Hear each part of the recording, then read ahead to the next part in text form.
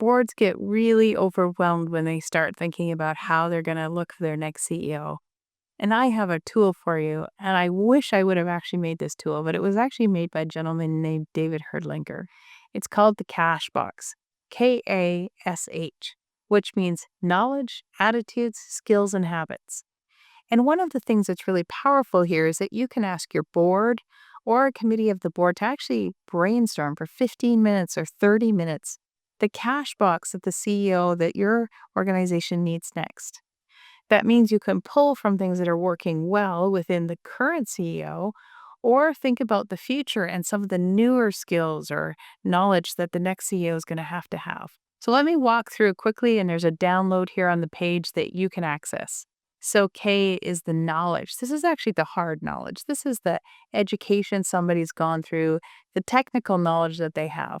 For knowledge, you have to think about what you must have. So as somebody enters the role of CEO, there are some things, there's some knowledge they have to have before going forward.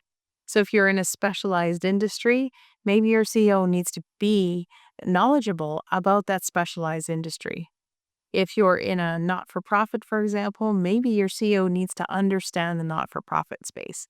What the knowledge is that you must have in your organization will be very distinct for the kind of organization you are and the time of the history of your organization. Let me go next to the S, the skills. These are the professional skills that somebody develops over time. It might be negotiation, it might be facilitation, it might be communication. So thinking about the how-to, that's what the skills are. And just like knowledge, there are some that must have. So you think about your CEO right now, are there things that are skills that they have that actually are so critical to their success? And then there's the most important ones, which is the A and the H, which is attitudes and habits. These are actually the ones that boards don't often identify. These are really not on somebody's resume. Often we don't interview for them. Often we don't reference check for them. They are the game changers. In David's model, he says we often hire for knowledge and skills because they are tangible, they're verifiable, but CEOs often get in trouble and get fired for attitudes and habits. So when you think about the attitudes and habits, I would think about it in two ways. The attitudes and habits that somebody must have to be successful as the CEO of your organization. And I would also put a list together that says, what is not acceptable here? So for example, if you're in an organization where collaboration is a must-have, you cannot have a command and control leader. Now let's be real, you're never going to find the perfect candidate.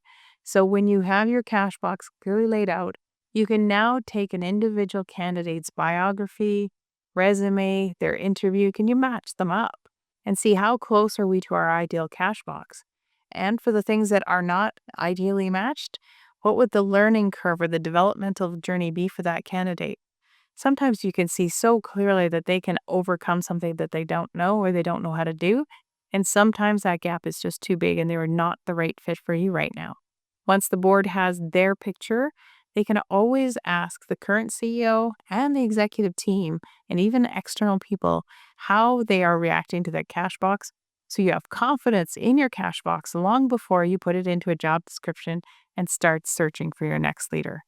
Try the cash box. It will save you a ton of time and it will create a better result for your next hire.